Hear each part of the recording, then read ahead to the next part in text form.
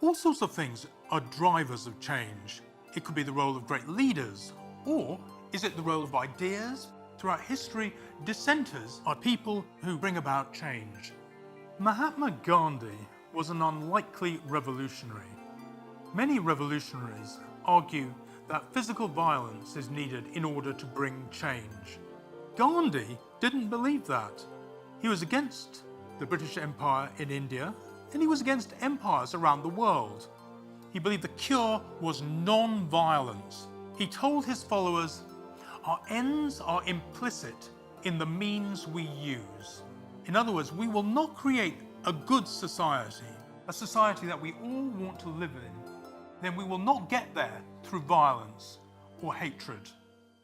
Instead, he took a message of peace and non-violence to the common people of India, and he brought down the British Empire.